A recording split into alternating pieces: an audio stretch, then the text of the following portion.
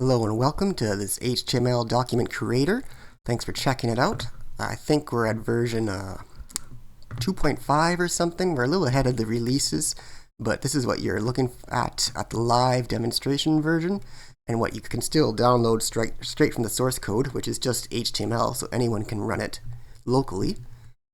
And here's what it looks like. I made this because I liked how small and easy markdown files were from the Obsidian program. But I still wanted more customization for tables and stuff, so I made this, and it's quite a bit more tedious than than Obsidian, of course. You can tell that just by looking, but it's interesting. And the real benefit as a document creator is that it shows you exactly how it's going to look on the page if you put your paper dimensions in the page options exactly as you expect them to be printed by what your printer's capabilities are. And we're going to show you some of these, the text options we have here. So your typical document's going to have a title, headers, subheaders,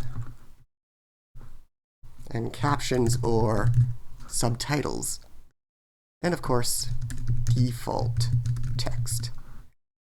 Now, they didn't apply automatically, but you can go back and just assign through the paragraph options what you want these to be labeled as.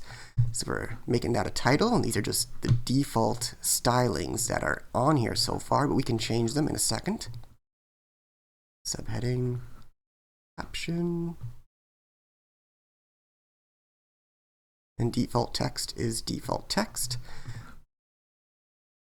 You might want, well, you're probably going to want more headers and more titles, so you could just you can add a new document or a new paragraph, a new block of text, and assign it just like we did, or you can click what you want and hit submit again, and it's going to make a copy of that text. Or you can still edit this and hit submit, and it'll post that text right underneath whatever you have selected, and you can move things into the place you want with the up and down buttons.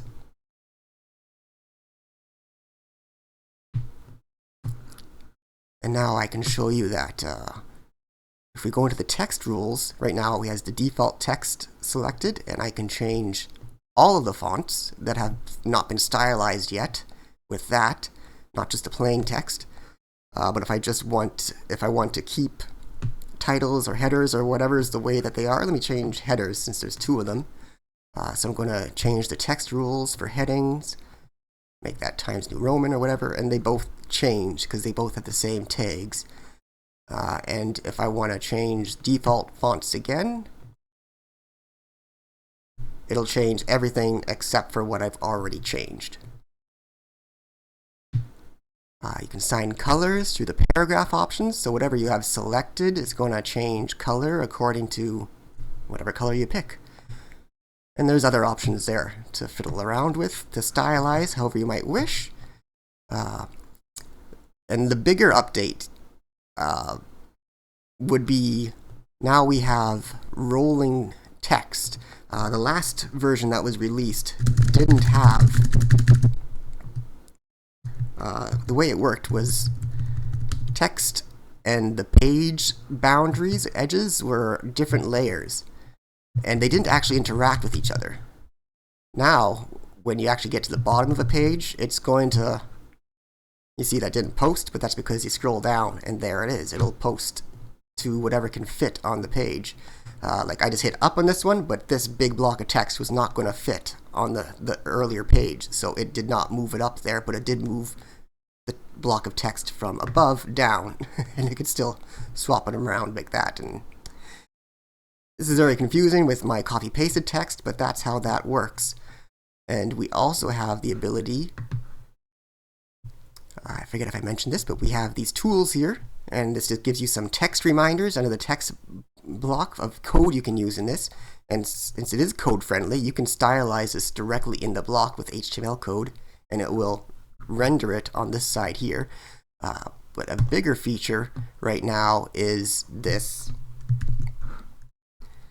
image editor that I have. So if I have my image URL, or we can use a local address as well, I can load that. It gives me a giant image. I'm going to revert, which just loads in my defaults, and we can adjust whatever settings you might want in here. If you want to stylize it, you probably don't. If you wanted to stylize it, you can, and it does all your coding right up here in your box to be posted. So I can do that, and then I get the image exactly as I edited it. And I've got to make this a standard option, but let's see if I can get the code right for this, just to make it more approachable. But we can do code float left, and that, hopefully I didn't screw that up, and yeah, so now it floats with the text, so your text can wrap around it, and you can use other CSS stylings directly into the code there, which I'm aiming to add as many options as I can to the actual editor here, but it's going to take some time, of course. And so say you thought this was beautiful for some reason and you are ready to print it, we can just head over to the export here, and this has your actual HTML code. So you can view the document and print it. So we just hit save. It'll save with a file name that matches whatever your title, your first line of H1 text is. And we'll open that, and that's exactly the way we saw it inside the margins there. And you can expect it to print the exact same way you laid it out.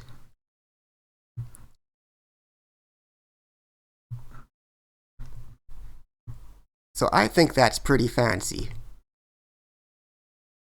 I hope other people can find use for it too, and hopefully I keep this up and expand it to get as many options as possible. You can even use it as a really rudimentary website editor if you have a single page website.